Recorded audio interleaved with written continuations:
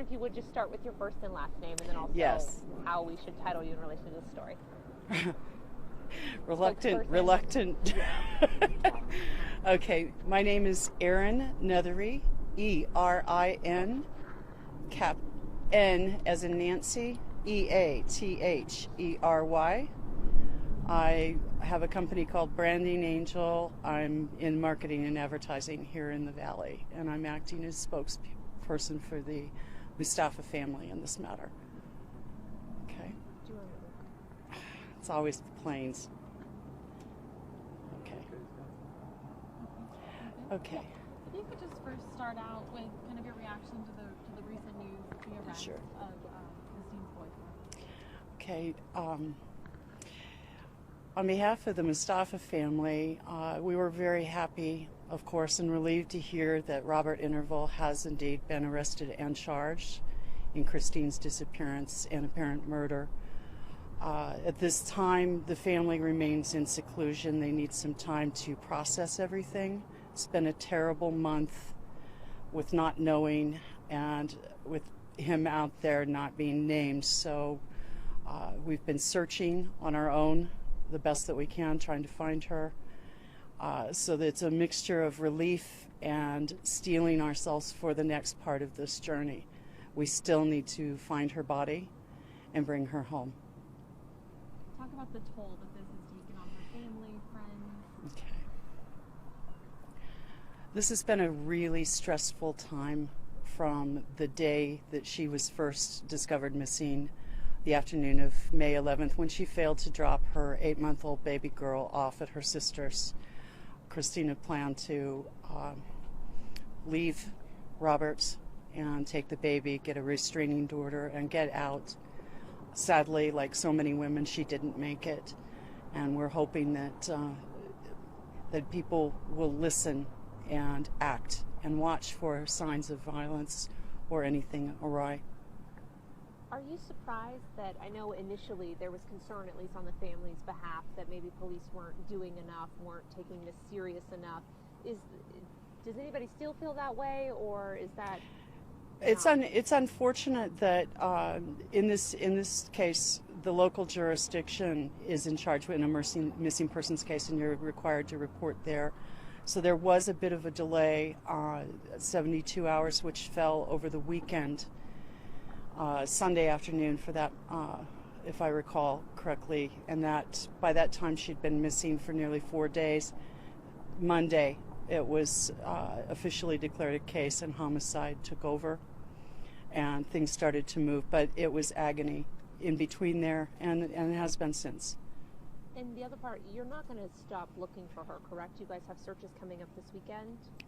Yes, and I'll cede to Diane here. She has been helpfully organizing these searches, made up of volunteers, neighbors, friends, people who've never even met, coming out to search each weekend. So, Diane? Yes, we have been searching locally around the area with information that we've been given. We have another very large search going this Sunday. Unfortunately, I stepped up into this position and kind of took charge, and I work 6 days a week, and it's very hard for me to get away from work. Sunday's the only day that I can really do the searches. So with that being said, we've been able to get small groups to go out, last minute notification. However, this time we've really been pushing for this Sunday, coming up Sunday. We have a very large area that we are going to search. It's 3 miles wide, 2.5 miles long. We'll be lucky if we can get through 1 mile of it. I've got people with drones, I've got people with bicycles, I've got people with horses, and we're still asking for anybody that thinks they could be assistants to come out and still help us search.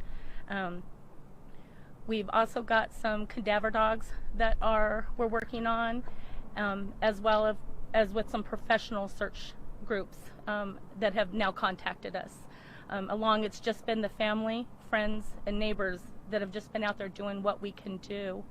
And at this point, we take any extra help that we can get. It's so important that we still find Christine. And especially crucially now, we need to get Christine found. So any extra help that we can get, we appreciate it. They can get all my information off of Facebook or off of the Christine Mustafa missing page on Facebook. We have maps that we can give out that are also on those pages, as well of the area and the times that we'll be searching. On Sunday morning when I spoke with you guys on the search, you had explained why it was so important to find her. Correct. The family needs to be able to get closure on this part of it. We need to be able to move on. And we need to find Christine in order to do that. A lot of people in this community have now been affected. It's our neighborhood. I'm a neighbor. I have never met Christine, but I am deeply 100% in it with my heart. And I'm here to help my community and my neighborhood. And it's just important that we get this family the support they need right now. Aaron, Yeah. you had mentioned on Sunday that you know the boyfriend? Yes, actually, I met Robert a few years ago at the dog park, and we became acquainted and friendly. And I met Christine shortly after that. And you know, we socialized when we talk at the park or go out to dinner or hang out. But I lost touch with him a couple years ago. How would you describe him? Robert is a very fit young man, charismatic, outgoing to people, everyone. He's always ready to help. However, there is a dark side that does show.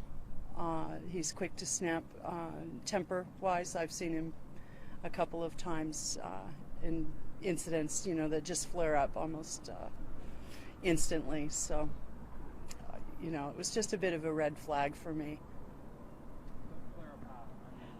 Overreacting to incidents, possibly, where the dogs are playing too rough or someone said something the wrong way, quick to snap, and just an disproportionate reaction, I would say, to some things.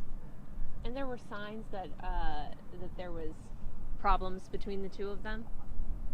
It was no secret to family and friends that it was a very rocky and contentious relationship. Usually with him, and this is public knowledge in the warrant that was released, that he was consistently accusing her of cheating on him, and constantly pushing at her.